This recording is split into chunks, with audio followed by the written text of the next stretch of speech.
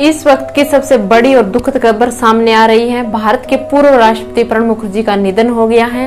वे 84 वर्ष के थे।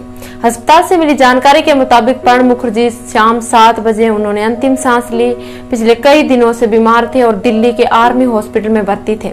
बीते दिनों प्रणब मुखर्जी कोरोना पॉजिटिव भी पाए गए थे। प्रणब मुखर्जी के बेटे अभिजीत मुखर्जी ने ट्वीट कर प्रणब मुखर्जी के निधन की जानकारी दी है। उनकी हाल ही में ब्रेन सर्जरी की गई थी। उनके मस्तिष्क में खून का थक्का जमने के बाद सर्जरी की गई थी।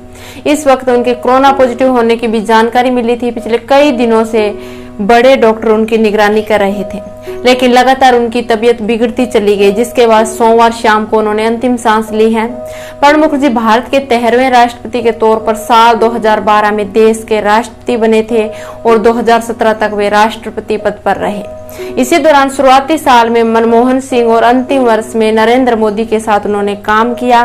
नरेंद्र मोदी और प्रणब मुखर्जी की जोड़ी हमेशा चर्चा में रही। साल 2019 में मोदी सरकार ने उन्हें भारत रत्न से सम्मानित किया था।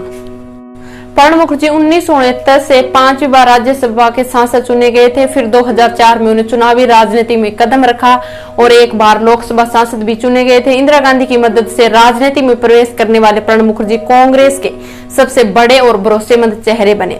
साल 1973 में प्रणब मुखर्जी पहली बार केंद्रीय मंत्री बने थे। इसके बाद लगातार वह इंदिरा गांधी की सरकार और फिर राजीव गांधी की सरकार में भी मंत्री रहे। 1980 में प्रणब मुखर्जी को राज्यसभा में कांग्रेस का नेता बनाया गया और प्रणब मुखर्जी प्रधानमंत्री के बाद उनकी धमक पार्टी में दिखी।